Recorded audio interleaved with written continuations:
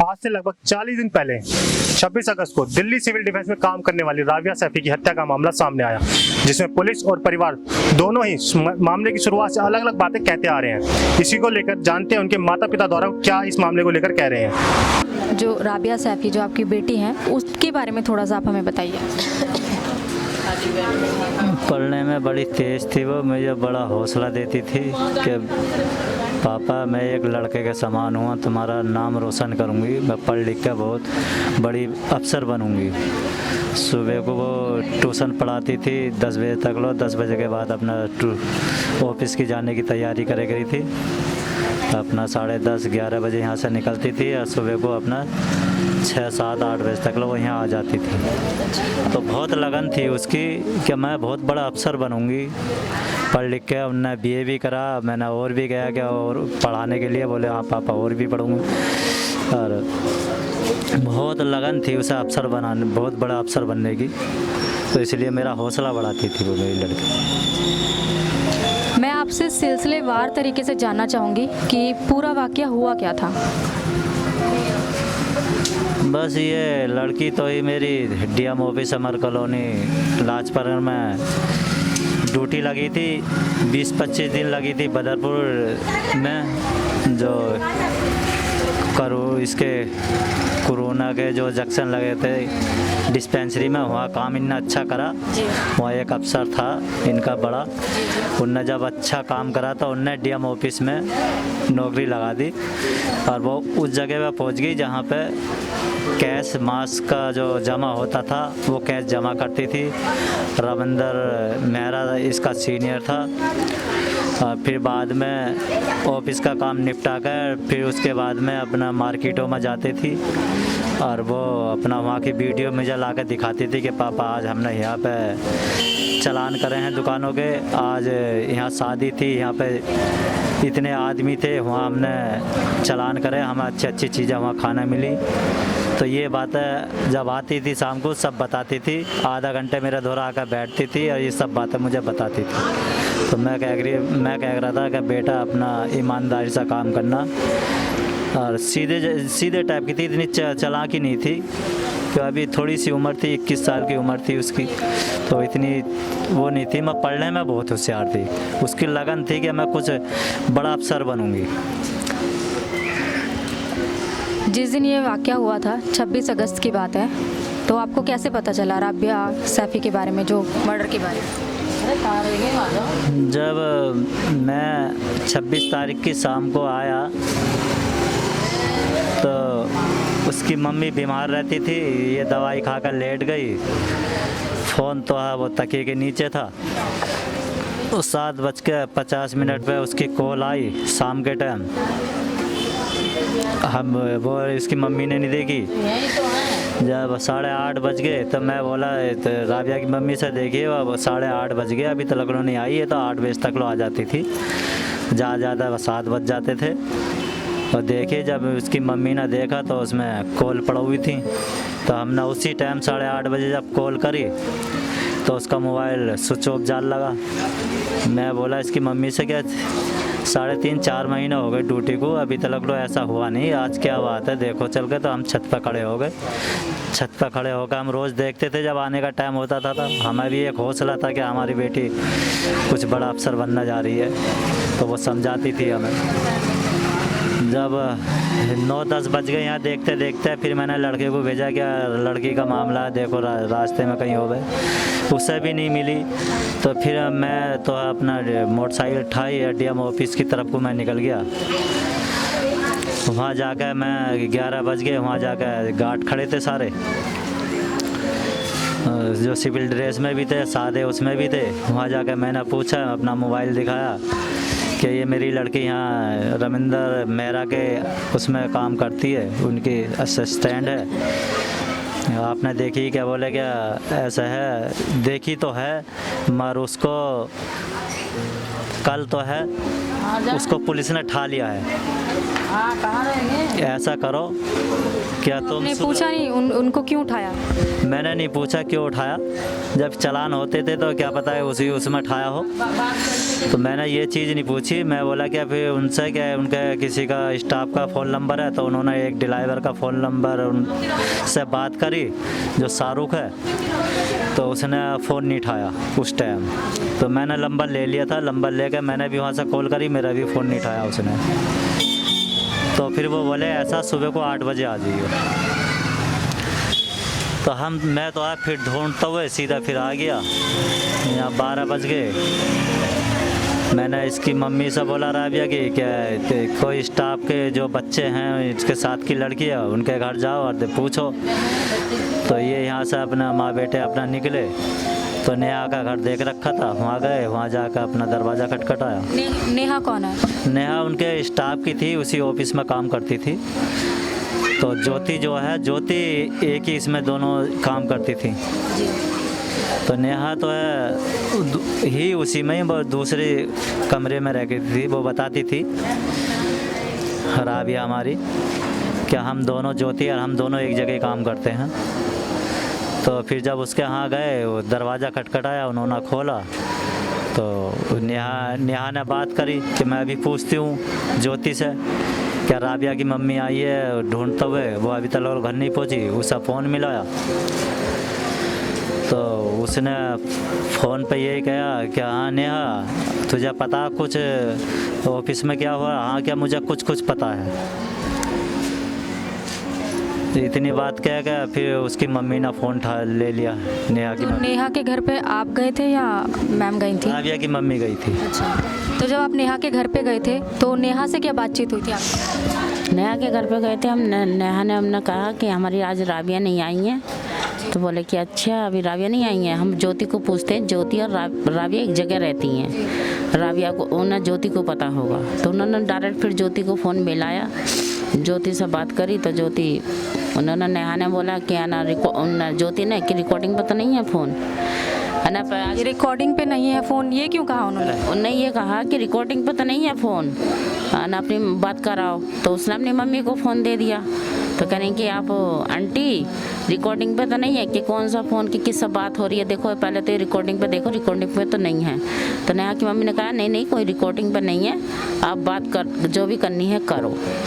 फिर उन्होंने हमें दिया फ़ोन। तो हम बोले कि ज्योति आज हमारी राबिया नहीं आई हैं, और तुम और राबिया हमारी एक जगह रहती हैं, बताओ बेटा हमारे कहाँ गई राबिया? तो बोली कि आंटी कहाँ, वो अरविंद मेहरा को पुलिस वालों ने उठा लिया, तो उसकी पूछताछ के लिए राबिया को लेके जाएंगे। अब रिकॉर्डिंग तो सारी बारिंग हो रखी है, रिकॉर्डिंग तो सारी बारिंग हो रखी है। क्या क्या बातें हुई क्या नहीं हुई वो सब कुछ उनने कहा। फिर होल्ड पे भी रखा गया। उसके बाद में फिर निज़ाम का नाम आया कि निज़ाम के साथ तो नहीं है। तो निज़ाम कौन है? निज़ाम वही उसके निज़ामुद्दीन नाम है, उसके ऑफिस में ही स्टाफ के ही लड़के जिन्होंने सरेंडर कराया उनको। हाँ, तो उसका नाम उसने लिया जब होल्ड होने के बाद। फिर उसके बाद में उन्होंने बोला कि आंटी ऐसा आप जाओ, वो तुम्हारी लड़की सेफ है और कोई परेशानी नहीं है, आप जाओ। तो ये तो ही अपना घर चली आई। नेहा की मम्मी बोली ऐसा करो सुबह को आ जाइयो और सुबह हम चलते हैं ऑफिस में। तो हम सुबह ही उठे, सुबह ही उठ कर फिर गए उनके यहाँ। वहाँ जाकर हमने फिर दरवाज़ा खटखटाया, बोले कि ऐसा रात मेहमान उमान हुए तो हम लेट सोए हैं, तुम ऐसा करो तुम चले जाओ। तो हम तो अपना सीधे घर आए, हेलमेट था नहीं, दोनों मियाँ बीवी थे हम। मैं बोला इनसे कि जब अपनी गली में आया कि ऐसा है तुम हेलमेट ले आओ, मैंने हेलमेट के लिए भेज दिया। तो ये जैसे हेलमेट न आई तो यहाँ सूरजकुंड के 2 पुलिस वाले यहाँ पर गेट पर आए हुए थे। ये हेलमेट लेकर अपना सीधा उनके पीछे पीछे चल दी, वो चले गए थे पुलिस वाले घर से। मुझे फिर वो रास्ते में मिले कुछ दूर, मैं खड़ा था तो मैं फ़ोन कर रहा था। बोले तो हम राबिया के पापा? बोला हाँ, क्या आ जाओ सूरजकुंड आ जाओ। बोला जी मेरी लड़की मिल गई? बोला हाँ तुम्हारी लड़की मिल गई। तो फिर वो आपने उससे पहले कोई कंप्लेंट वगैरह करवाई थी? नहीं, कोई कंप्लेंट नहीं करवाई थी हम तो, इसलिए जब लड़की सेफ है कह रही है वो ज्योति, तो हम तो सोचा कि जब नहरा को भी उठाया होगा तो क्या पता हमारी लड़की भी उठा ली हो, तो अब सेफ है तो हम तो सोचा कि हाँ सेफ होगी।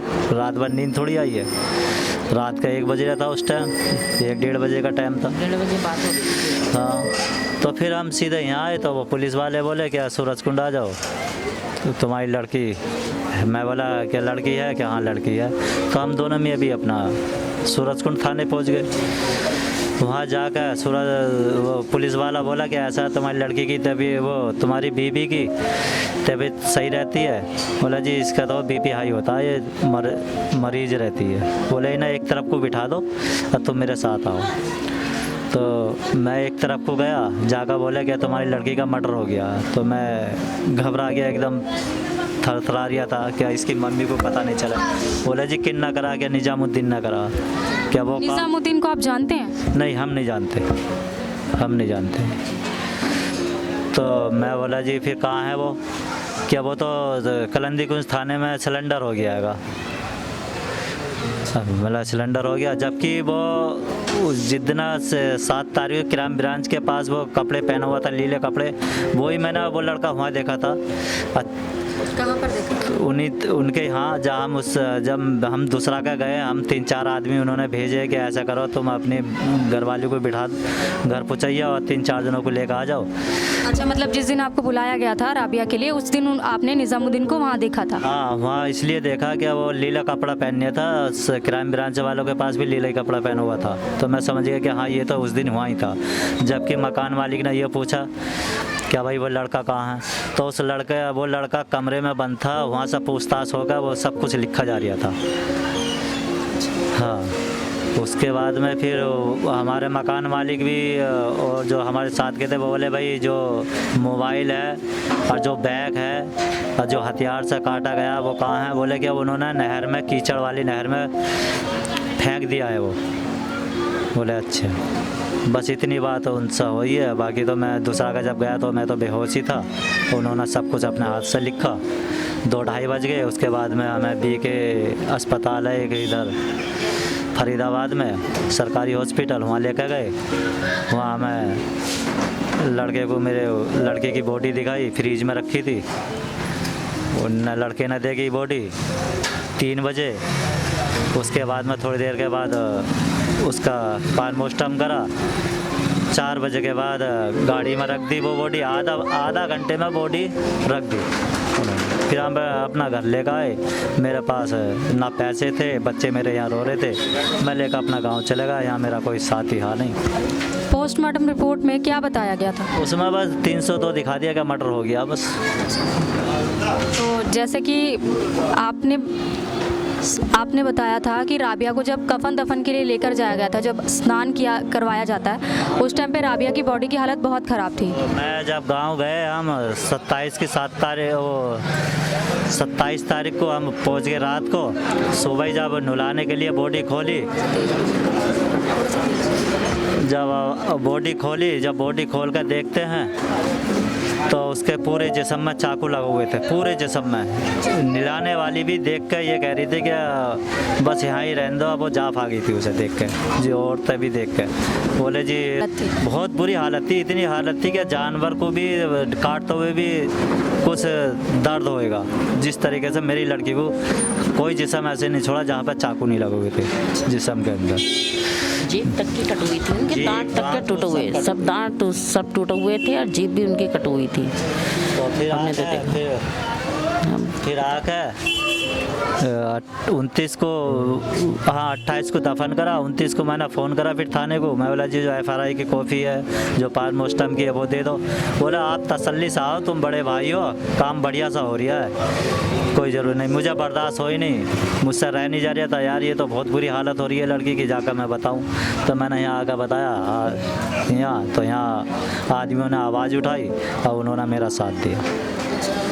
तो पुलिस वालों की तरफ से आप लोगों को कोई मदद मिली? आगे की जो कार्रवाई हो रही है उसमें कोई सहायता मिली आपको? अभी कोई सहायता नहीं मिली हमें। अच्छा, तो आप अपनी तरफ से क्या चाहते हैं? हम बस इतना चाहते हैं कि हमें इंसाफ चाहिए और जो फरीदाबाद केस जा हुआ है वो दिल्ली आना चाहिए और सीबीआई की जांच चाहिए। इन जितने ये लड़के हैं एक आदमी का काम नहीं है, ये कई आदमियों का काम है। उन लोगों को फांसी चाहिए, हमारी सिर्फ यही मांग है। आपको वैसे शक क्या लगता है कि जैसे कि आपने बताया पूछताछ के लिए लेकर गए थे आपको? हाँ, पूरे स्टाफ का इसमें हाथ है। जो हमें वीडियो वो मिली है रिकॉर्डिंग, उसके हिसाब से पूरे स्टाफ का हाथ है। राबिया सैफी मर्डर केस में कई लोग एकजुट होकर साथ आए। परिवार वालों को इंसाफ दिलाने के लिए कैंडल मार्च निकाला गया था, जिसमें बहुत से संगठन से जुड़ी महिलाओं से हमने बातचीत की। देखिए, अभी मामला पूरा ठंडा कर दिया था देखा जाए तो बीच में, पर मैं इस प्रोटेस्ट के माध्यम से सबसे एक रिक्वेस्ट करना चाहती हूँ कि ज्यादा से ज्यादा संख्या में लोग आए, जुड़े और बहन राबिया की आवाज बने। ऑन ड्यूटी लड़की गायब होती है, ज्योति नाम की लड़की जो इसी के साथ काम करती है, मेहरा के साथ, मेहरा के अंडर में काम करती है ज्योति और राबिया। वो ज्योति खुद कह रही है कि राबिया जो है उसको पुलिस लेकर गई है इंक्वायरी करने के लिए, क्योंकि 25 तारीख में मेहरा को पुलिस उठाकर लेके जाती है। इस फ्रॉड में ये जो आप देखो कि ये जो फर्जी पर्चियां बनी थी, फर्जी छापेमारी चल रही थी कोरोना में, लॉकडाउन में, और अगले दिन 26 तारीख में राबिया सैफी को बर्बरता से कत्ल कर दिया जाता है। तो ये तमाम का तमाम दिल्ली प्रदेश ने, दिल्ली सरकार ने बहुत कोशिशें करी कि ये केस दब जाए, लेकिन हम जब तक हैं इस केस को दबने नहीं देंगे। हम इसी तरह सड़कों पर खड़े रहेंगे और इसी तरह लड़ते रहेंगे जब तक जीत ना जाए, क्योंकि राबिया भारत की बेटी थी। राबिया वो जो सेल्फ डिफेंस में अपनी जान हथेली पर रखकर कोरोना काल में हम लोगों के लिए मदद कर रही थी, हम लोगों के लिए आगे आ रही थी। अब देखना ये है कि इस पूरे मामले में पीड़िता उसके परिवार को कब तक इंसाफ मिलता है, और हम भी सरकार से गुजारिश करते हैं कि इस तरह के केसेस को फास्ट ट्रैक कोर्ट में डाला जाए ताकि पीड़ितों को जल्द से जल्द इंसाफ मिल सके। आप इस खबर के बारे में क्या सोचते हैं, हमें कमेंट सेक्शन में बताएं। साथ ही ब्रह्मास्त्र न्यूज को सब्सक्राइब और शेयर भी जरूर करें।